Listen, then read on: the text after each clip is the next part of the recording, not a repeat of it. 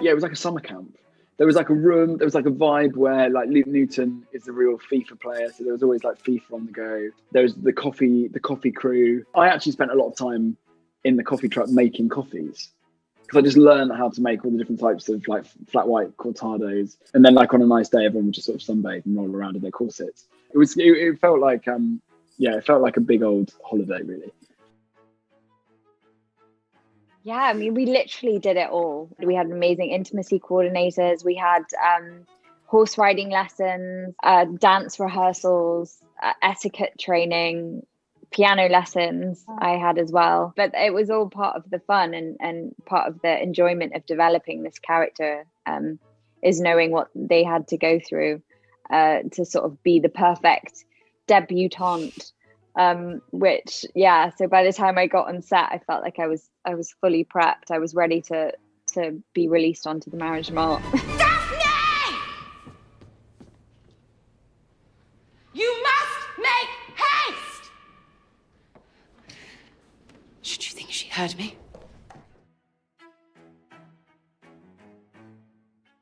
I think we were quite lucky in a way, because well, firstly, when we had our first audition, I think we'd already sort of had that chemistry. I think we both, knew the scripts and how important that chemistry was for our characters. We had incredible intimacy coordinator who really helped us sort of develop that kinship with each other and make sure the scenes were authentic and truthful. And that we felt comfortable as well, which I think is really important. Oh, there were a lot of people. This was a massive show. We have an amazing, sprawling cast in front of the camera, obviously, and then behind the camera, we have a crew of at least a few hundred, I would say. Bridgerton! Come here, old friend. This is my sister. Duke. I would recognize him anywhere. And Shonda is the person who told me about these books, and I took them home.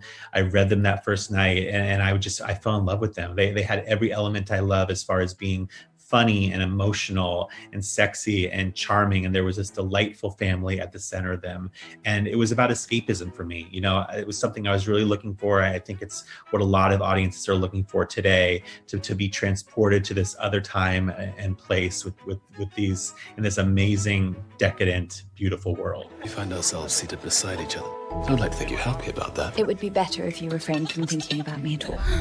I'm aware of your reputation. I'm anything but interested in you.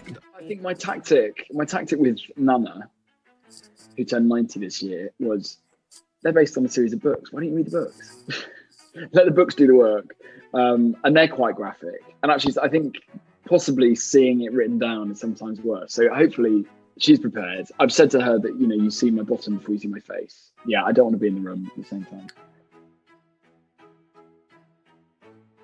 Oh, I like to surprise it. Definitely Let them off the leash, see what they discover. I really, really get on with Sabrina, who I did a lot of my scenes with, and we knew each other socially before, so that was an absolute clip. And then Phoebe, of course, who plays Daphne, has become a best friend, and I feel incredibly sort of proud and protective of her as well as an older brother. So it sort of all bleeds in. I think when you're playing a family, a lot of the friendships just blossom from there. I had to wear a dance belt because I was wearing, Anthony wears white trousers, which I think can be quite unforgiving. So it was basically like a thong, purely for proof of survival, because wearing one of those for 9 months, I mean, I guess people do it and choose to do it all the time, but whilst doing that and horse riding, it was quite a thing. So I kept that just to show friends. I was desperate to keep the signet ring that Anthony wears. And I think I got as close to the car, but then, the costume, they just don't miss a trick. And so I was pulled back in, and I think I was given a hula hoop to put on the finger instead.